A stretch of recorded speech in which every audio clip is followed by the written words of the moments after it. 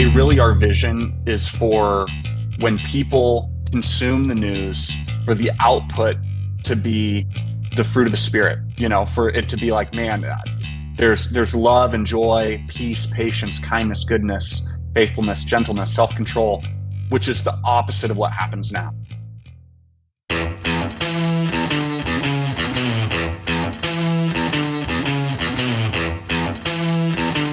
Welcome to the Navigate podcast, brought to you by Strategic Navigators, where we save entrepreneurs 40 to 60% on their income taxes. We're your hosts, Adam Dirksen. And I'm Mitch Salanti. Today we have Iowa's finest, founder, CEO, and editor-in-chief of The Pour Over, Jason Woodruff. Jason, welcome to the show. Thanks for having me. Hey, thanks for being on. And before we ask, who you are, I want to introduce some of the ways that you and I are affiliated. So for people who are listening, Jason's dad, Mike Woodruff, is the senior pastor of the church that we both grew up going to, Christ Church Lake Forest. And Jason, you probably don't remember this, but you were my lifeguard instructor when you were probably in college and I was in high school. I was probably struggling more than anyone else in the pool. So I remember you teaching me there too. I did not remember that. Yeah, I taught a fair bit of people to be lifeguards. That's fun. Yeah, Lake Bluff pool, great times. That's right. So let's start it off by just hearing a little bit about yourself, where you're from, how you grew up, and where you're at now. Yeah. So I grew up in Lake Bluff and swam and lifeguarded, and then came to the University of Iowa. For a long time, I thought I would be a pastor, following my dad's footsteps. Decided to go and get my MBA instead of go to seminary, and worked in corporate America for a couple years. But while I was in grad school, and then in corporate America, I had this kind of personal exercise, which is really how it started, which is now the Pour Over.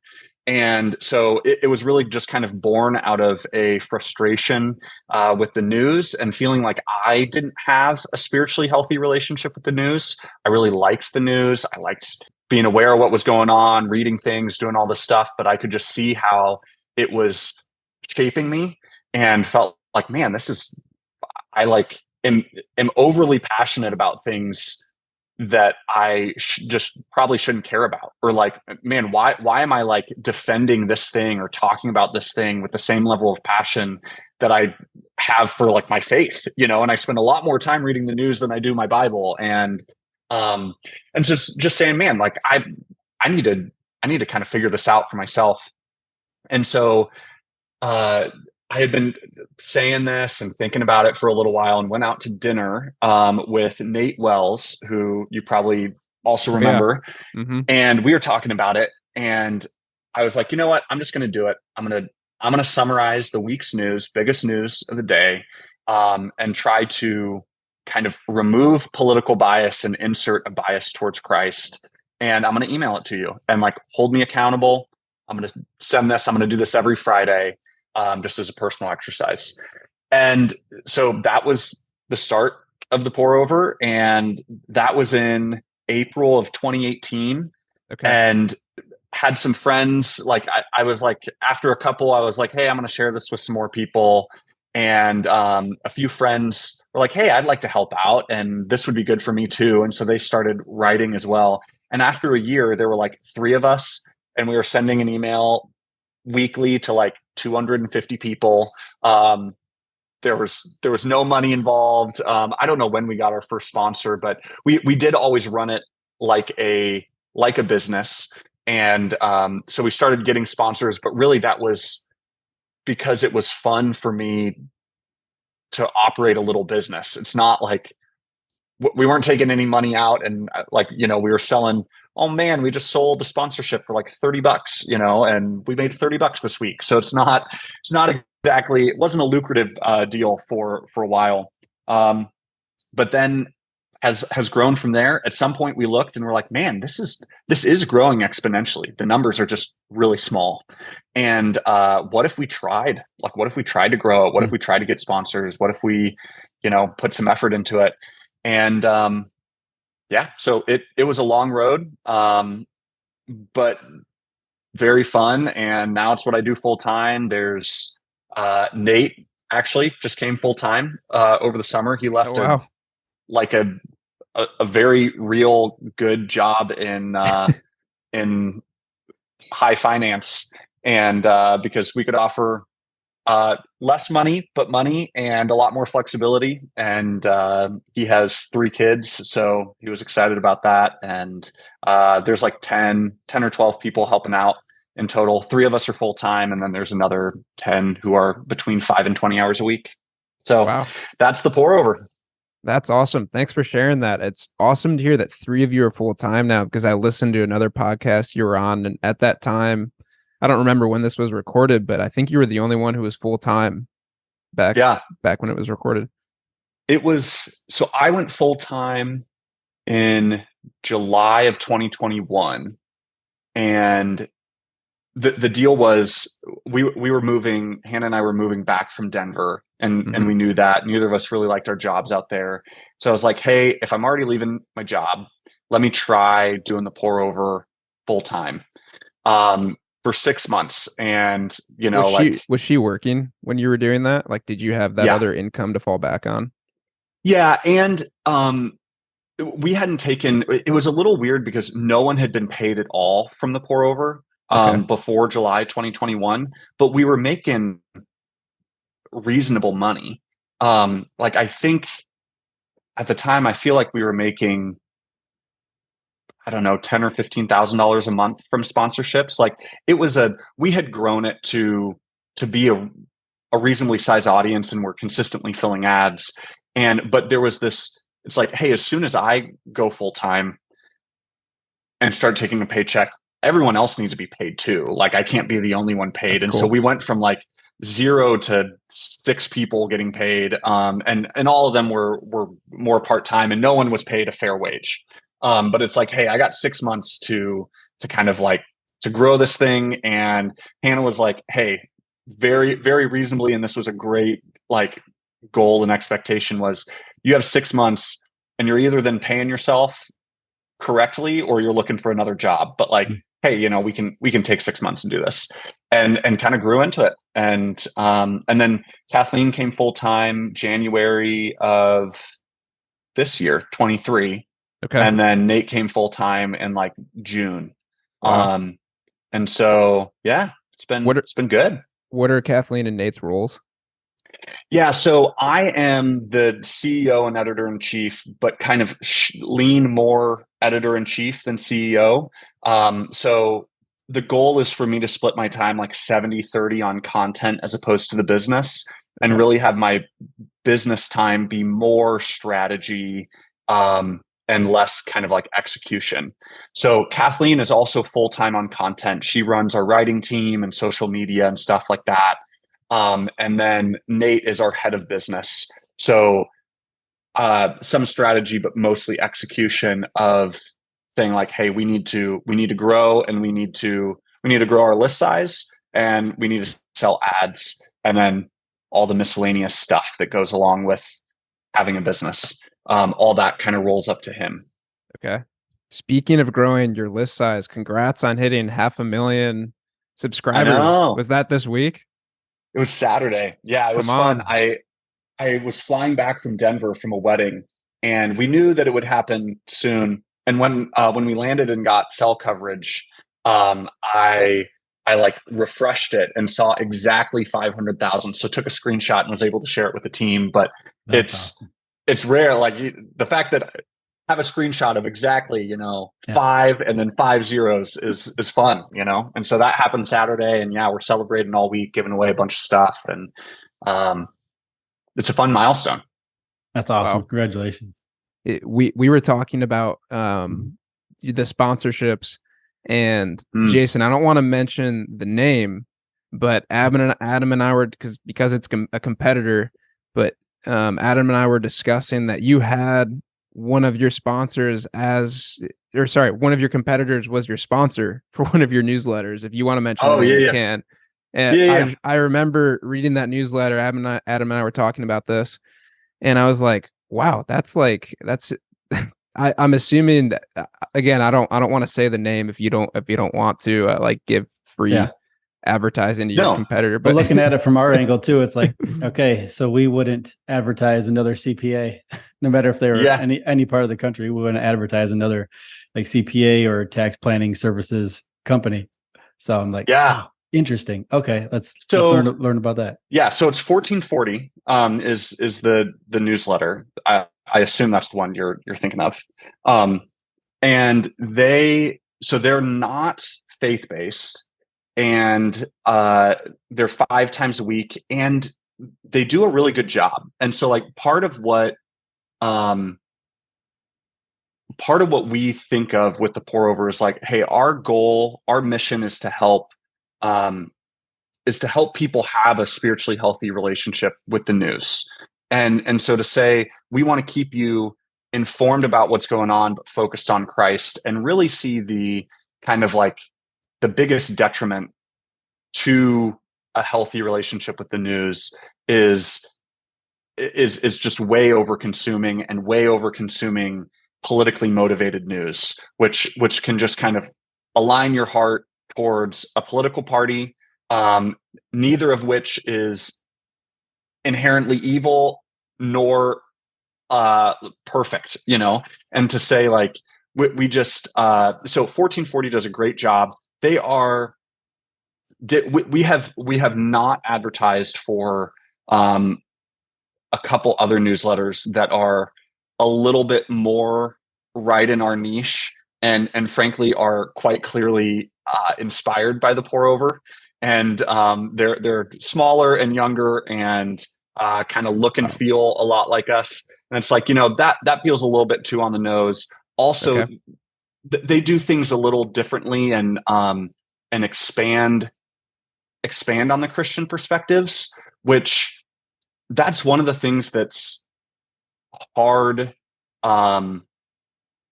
So we summarize the news and then we pair it with a brief Christian perspective. And all those Christian perspectives, or the vast majority of them, are pre-written, and they hit on one of 4 kind of foundational things that we see as Christians struggling with the news. So like one of them is keeping an eternal perspective. So right now, I don't know when this is going to be published. Right now, like the news is Taylor Swift is going to football games, like Travis Kelce's football games, and like the world is exploding. It was the most watched TV program since the Super Bowl. Yep. And it's like, hey, this is the news. We covered it. Also, our perspective is, maybe we don't need to care so much about this. Like maybe in light of eternity, this isn't as important as it feels right now. And my wife might disagree. Yes, our readers might disagree, but to say like, hey, let's just try to remain focused. It's not bad to be aware of what's going on or to care. We just need to care an appropriate amount. And so like that's one of the foundational things that we put. A lot of other Christian news letters or news sources will expand much more and say like they tend to write about things that are a little bit older, less timely, and like more robust theology and wisdom and commentary. They turn it into a devotion. Yes. And that can be a great thing. And obviously that's a good thing to exist, but it's not what we do. And so it's hard for us to, because we don't do that, it's hard for us to promote a small organization that's trying to do that, because we don't know what they're going to say. Like what is your advice? Like, are you going to reach a conclusion on who to vote for? Or are you going to reach a conclusion on like spiritually, this is the only acceptable response to this type of event? Where we're trying to not do that and say, keep you informed and point you towards Christ. And we want those conversations and stuff to be had, but we're not trying to endorse a position. And so that's what we're more concerned about promoting, is like spiritual advice or something that we may or may not agree with. 1440, which is just summarizing the news, is like, hey man, this is going to help people. And they paid us. They paid fairly well. And so it's just kind of striking a balance. There's another piece of like, we really think like, hey, we just need to beat these people in the marketplace and like provide a more valuable service. And like with 1440, it is distinct enough that we think people could read both and find value in both. And if they subscribe and get more value over there and unsubscribe from us, good on them, you know? And there's obviously there's a line to that of like, hey, we don't go promote these other small people that we think are directly kind of trying to do what the pour over is doing. Right. But we also aren't attacking them, and like I've met with them and talked with them and given them advice on how to do things. Like if they're furthering our mission and supporting the kingdom, that's good. It just feels a little too incongruent for us to promote them. Mm-hmm. Okay. Yeah, of course. When you were getting your MBA, you know, first of all, what do you think you were going to do while you were working on the pour over? What was your actual ultimate goal? Were you always entrepreneurial? Yeah, I was always fairly entrepreneurial. My undergrad was actually in entrepreneurial management, which I don't recommend, because there's nothing quite like trying to get a job with a degree that says that you're going to leave. But it's always been something a little interesting to me. Part of what I really enjoy is leadership and strategy stuff. And so that was part of what was hard is moving into corporate America. Especially, I worked at Dish, and Dish, I'm very grateful for my time there. And one of the things they do really well is promote from within, and which is cool. You have people that like started as call center agents and are now like executives because they've just proven themselves over and over. And so like, that's cool to see. One of our executive vice presidents who was making like multiple millions of dollars a year went to a community college and had worked at Dish for like 25 years. But the flip side of that is, at least at Dish, my path towards leadership and strategy was work hard for 20 years, you know? Yeah. And it's like, man, that's kind of a long grind before I feel like I'm going to really be kind of in my wheelhouse. And so that was part of what I loved about the pour over is like, I could come up with something and test it and try it and do it, you know, and say, no, I think this is a better direction, and just go do it, as opposed to, hey, I think this is a better direction, and be like pat on the head appropriately, because who am I to go in and tell them how to do this? So I wanted to do business. I wanted to do workplace ministry. That's part of like, a lot of people early on wanted the pour over to be a nonprofit and recommended it be a nonprofit. And it's like, hey, you could raise money and do whatever. And I didn't like that, because the business model works, you know, like we promote nonprofits where it's like, hey, we're going to go serve these people that need something that they cannot afford. And so someone else has to do this. Whereas it's like, no, we can just compete in the marketplace and be missional and do things, but I don't need people to just give money. We're not looking for an individual to write a $10,000 check or $100,000 check so we can do the news. We get those checks from sponsors that we're delivering real value to. And so I like the blend of the business and the leadership and the strategy and trying to create a workplace that glorifies God and furthers the kingdom, and like all that is just tons of fun. Like I love the idea of Christian businesses and Christians working in the marketplace and glorifying God and doing excellent work. Like, it bugs me to no end that it took Google treating their employees the way they wanted to be treated to see that it worked out. And then now everyone's like, oh yeah, like we have a great place to work and culture and all this other stuff. It's like, where have the Christian leaders been? Where have the Christian business owners been for the last 2,000 years to figure out that like caring for employees and treating them really well is good for business? And like, even if it isn't good for business, do it anyway, you know, like that's part of the mission of running a business. But now it's super cool because Google did it, and they weren't even trying to follow biblical principles. They were just following them without knowing they were following them. And it works. Yeah, it sounds like you're accomplishing but that sorry. pretty well. I went off. You asked what I wanted to do while I was getting my MBA. So yeah. that was that's what I wanted to do, and I found it in the pour over. I didn't know exactly where I would land or what the goal was. Gotcha. What impact when you started the pour over did you see yourself having? How has that changed? Like impact on like readers?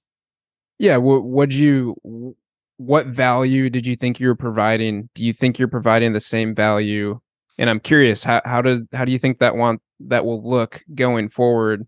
And part of what I want to get to eventually, I'll let you answer that first, but I want to talk about some of the partnerships that you've done with nonprofits. I've seen something with like children in Somalia, I think, and some of those things. Yeah, it really was. I think the initial thought was largely around kind of like putting politics in its correct place, and just the news.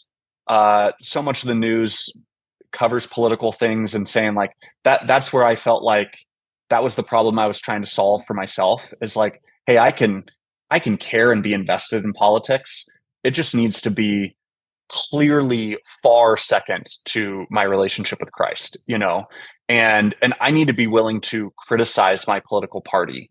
Like if I can't, then I'm inherently saying I think this party's perfect or the only hope. And it's like, no, I believe that those statements are reserved for Christ, but that doesn't kind of match my actions and thoughts. So that was part of the motivation. And like I said, it really was kind of a personal exercise to say, I want to solve this for myself. I think it has shifted slightly and more broadly to say, we want to help people have a spiritually healthy or just a healthy relationship with the news.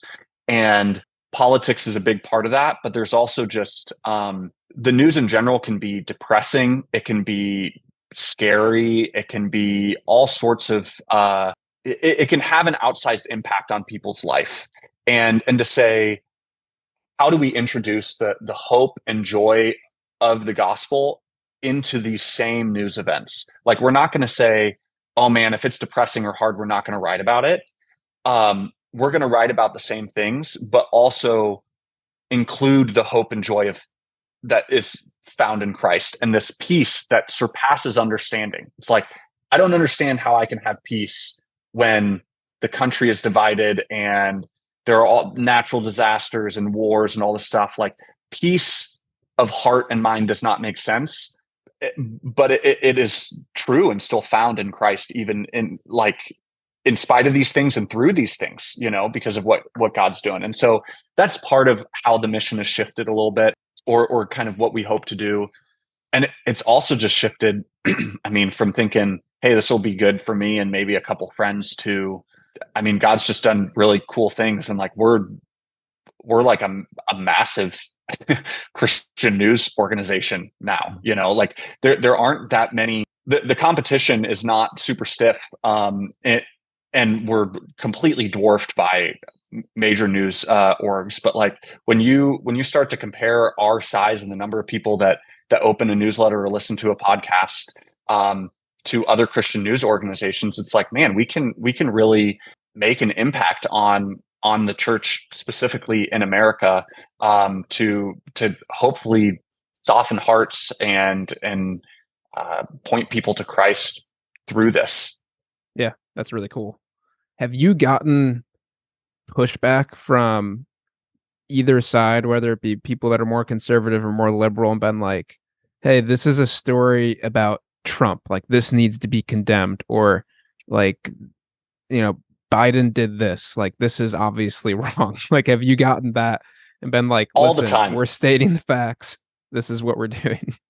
The flip side of us having 500,000 emails is 500,000 people have our email, and they can hit reply, and a very small percentage do. But yeah, we get pushback all the time, and some of it is like, hey, we don't like this thing that is just core to the pour over. It's like, why aren't you talking about this thing that no one's heard of, but is spiritually significant?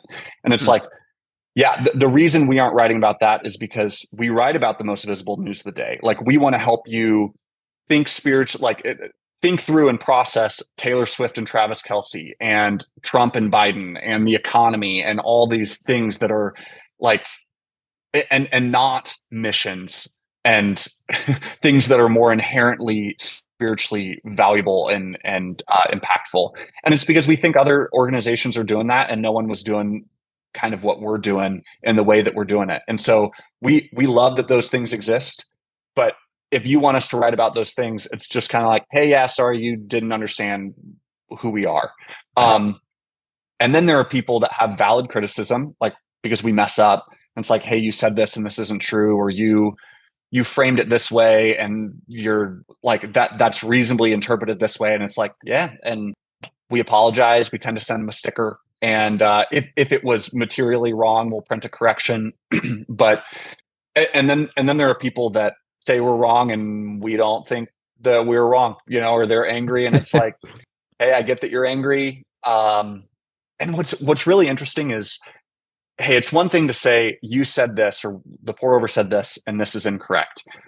It is another thing entirely, and it's a weird experience that you just have to get over, for them to tell you what your motivations were, to be like, you are clearly trying to say and do this when we aren't. And it's like, for a while that really bothered me. And it was like, oh man, we must have missed them. It's like, no, I know how much time we spend and put into being politically neutral, because not because we think that like political neutrality or being center is always spiritually correct. It's often not, but to say, hey, we're a news organization. And so we're trying to present the facts and point you to Christ, and say, like, it breeds compassion for you to understand better the opposing side, even if that side is wrong.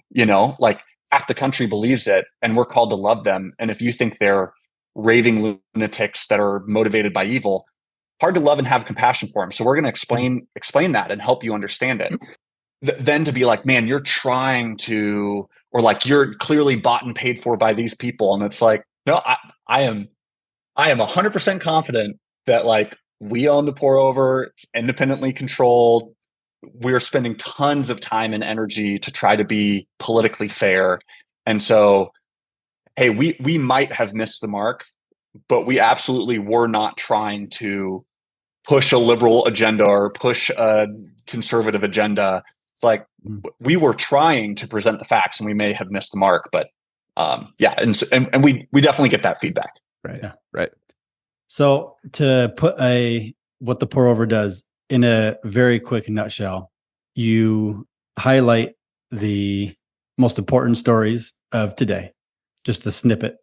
And then you give a biblical perspective of maybe trying not to get people caught up in the drama of it, right? Think of an eternal perspective, which is great. You don't turn it into a devotional. It's just a quick, hey, this is why, as a Christian perspective, we should believe this. And you do that 3 or 4 days a week. So you're not like just overloading people's emails. Yeah. It's just clear, concise. And you have a podcast that does all that too. Is there anything that I'm missing? Just for nope, we're three times a week, Monday, Wednesday, Friday. That's intentional as well. We've talked about going 5 times a week, but ultimately we think, like, hey, there's what speaks louder or loudest is us saying, hey, we're combating the 24-hour news cycle by only sending 3 times a week. And yeah, we could make more money. We could whatever by going 5 times a week, but this is enough. Deep breath. You'll be aware of everything big going on. I've heard you talk about at certain points, like, oh, we're thinking about 5 times a week. That's what a lot of other newsletters do. Is there an option maybe to do like something smaller? Like, oh, maybe we'll do 1 story on Tuesday and Thursday, or is there anything different like that? Or right now, is it just 3 times a week? Like you said, let's stick to what we've always done. Yeah, we've talked and gone back and forth a lot. Like, the argument for 5 times a week or more is to say, we're trying to, while other news organizations are often delayed, because they're taking time to pray and be wise, and we're like not, because we're just writing about something that just happened, and saying, hey, we can. So the argument for 5 times a week was we could better meet people and help them hear stories from a politically neutral Christ first way the first time they hear it, and hopefully shape their heart a little bit more that way, or prevent them from it being shaped by other news sources. But we've kind of landed on, we just really think the most healthy, appropriate relationship with the news is one where you just consume less news. Yeah. And so and you think about, like, what would the news have been? What was news like when Jesus was alive? And it looks nothing like what we have today. I mean, like, you maybe hear what's going on in Rome or some neighboring town days or weeks after it happens. Otherwise, like, news is what is happening in people's lives that like, it's actionable, it's relevant, and now local news is dying and dead in some places. And like, you don't read local news because it can't compete with the drama and intrigue of the most exciting, biggest thing happening anywhere on the planet, which is, and now, like, with Twitter and other stuff, like, we can be aware of huge news happening on the other side of the world to people that will never know and have no ability to impact immediately. And so that's what news is. And this is a relatively recent shift. I mean, 50 years ago, it's like the news, if you were a news junkie, it's because you read 2 newspapers. There wasn't more than that to consume. And then you had the, like, oh, you could watch the news. It was an hour with Walter Cronkite, and then the TV like shut off and there wasn't anything on. And so, like, you could watch the news and be aware of what was going on. So we don't have like generational knowledge of how to handle the news as we have it today. There's no grandma's wisdom, on how to, like, you cannot, it is laughable to think that you could consume all the news produced. Completely, everyone, it's like, but that was something you could do up until like people are alive. That if they were news junkies, they could consume all the news produced. So it's a new shift, and we just don't know how to do it. And so part of what we're saying is we've swung too far, and the healthy relationship with the news is just less. Like, it just doesn't matter. And it was never such a profitable business avenue like it was today either. And with that, I want to hear a little bit from you too, of explain, how does a newsletter make money? And I want to hear, at what point did you go full time? How many subscribers did you have? Oh, that's a good question. I should look it up. I want to say it was around 100,000 subscribers. Okay. Probably a little under that. And we make money by and large, like 90% of our revenue comes from advertisers. So we're premium ad space. We have 1, what we call native ad in the middle of the newsletter, and then 2 TPO, the pour over picks of like things that we're using and trying. And those 3 things are sponsored, marked as sponsored. That's how we pay for the newsletter. You can choose to pay. So it's not a donation, it's choosing to pay. There's set amounts that you're allowed to pay. You can't just send us a $20 check. And that is, you're choosing to pay for what you could get for free. And that's about 5 to 10% of our revenue, depending on the month. So that's how we make money. Okay. And are you, as you grow, are you able to, I'm assuming, charge more for that ad space? Is that something that's shifting for you guys as you grow? Because I feel like just the other day, you guys were at $250,000. I'm a subscriber. I got the Monday edition yesterday. Today's Tuesday, October 3rd. I got it yesterday. I was like, oh my gosh, $500,000. Good for these guys. Yeah.